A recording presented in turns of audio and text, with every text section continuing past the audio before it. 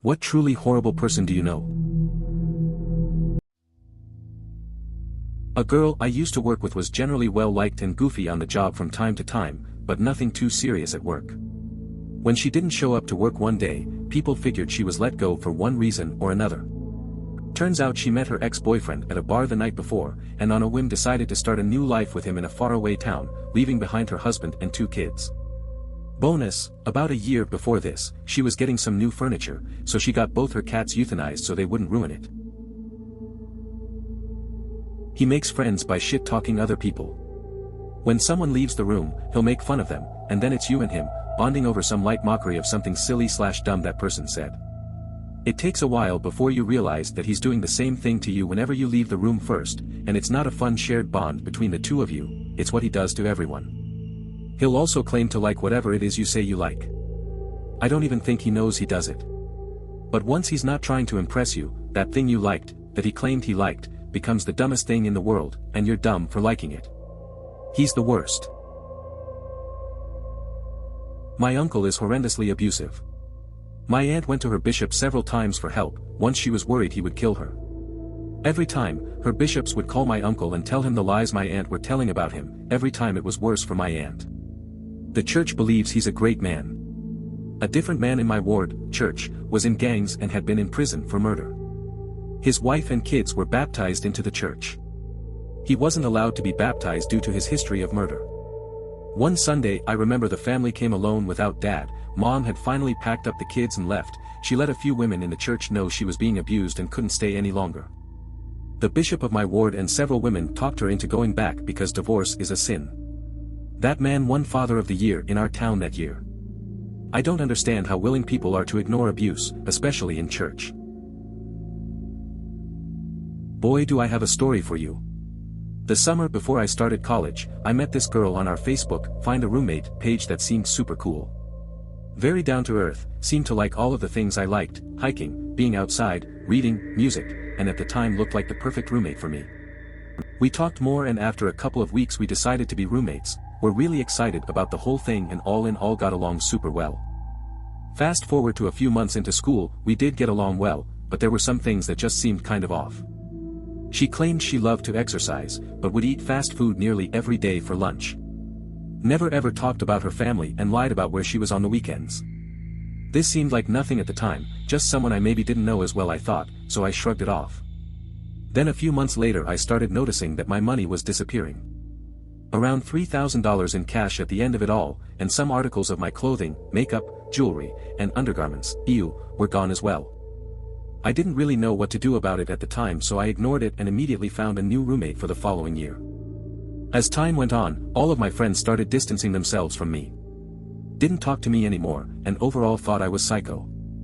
I went through a year's worth of questioning what I had done. Turns out, she told everyone I had stolen her stuff, and that I threatened to take her life if she told anyone. Truly a pathological liar, and made most of my college career hell. However, everyone to this day still thinks she's the most charming and joyful person around. I think it's what comes with being a sociopath. Only a couple of my close friends know how insane she is, but overall, seems like the best human ever to everyone else. Learned my lesson with that one. I was pretty nasty for a while. I survived by presenting in a super sweet and outgoing way while never actually letting anyone get close to me. I didn't want anyone to know who I really was. Then when I started to get a little better, I made real friends who sort of forced themselves in and helped me deal with the problems I'd been struggling with myself. Turns out it helps to get a little air and sunlight in there. Now I think that most horrible people might just lack that human connection.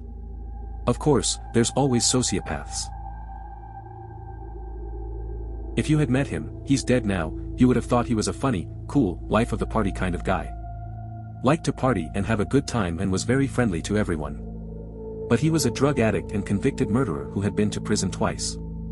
Abandoned at least one of his families, wife and child, married another woman while still married, gave up parental rights to 2 children over the years, and was married 5 times in total. Not so fun fact, the person he was convicted of killing was his 3rd wife. Because the state he lived in was a 3-time state, he made his stepson cop to a crime he committed to avoid going back to prison for life.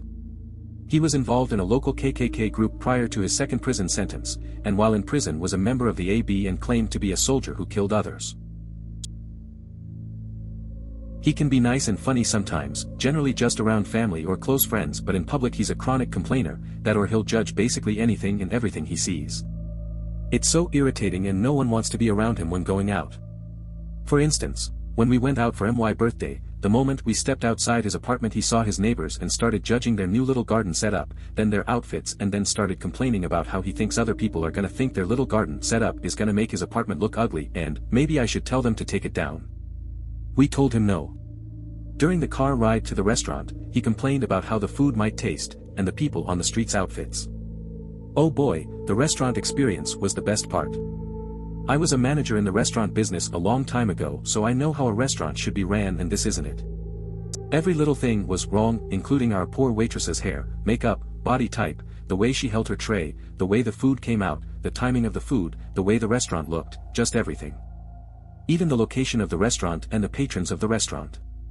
Unfortunately, our meal was comped because of his constant complaints and our table was so embarrassed.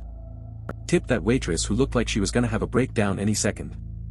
Anyways, he's a pretty shitty guy in public but can be, I guess you can say, fake in private. My brother has always been a dick to me. I thought it was just a bro thing because most people seem to like him and he's involved with a lot of organizations that do charity work. Then at his bachelor party I spent some time with his friends. They informed me that my brother's nickname had been El Diablo for years because they all agreed he was the worst person any of them knew. Everything he does is in his own self-interest and is to further his possible future in politics. He's really into Ayn Rand stuff, believing he is an exceptional person so rules don't apply to him. He cut my sister with mental health problems out of his life because, as he put it, she hurts my image. I could go on and on about him, but from the outside he appears a perfect family man. My dad is abusive. In public he gets angry for no reason and will do things to purposely embarrass me or my family. He knows I don't like when he does this, but he does it anyway. He will always make racist comments in public when he sees someone of another race. We were in Disney and he started talking in a stereotypical Asian accent at the women who worked there. She is Asian. And when we see black people in public he would make comments and jokes loudly in front of people. And when we go to restaurants, he would complain and insult people there if the food is wrong. But in front of family and his friends he acts so much different. I became friends with a girl who arranged infidelity in partners to further her career. She friended co-workers and rival designers, learned about them and wrote up scripts, likes, dislikes, attitudes that likely work to seduce people.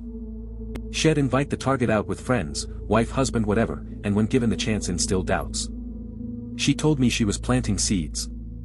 Anyhow, she'd do this regularly and eventually she'd be confided in. She has a few girls and guys she pays to seduce others, and get pictures made. Pictures are mailed to the other. Performance drops, she gets part of an account, she gets a promotion, she gets a large design job.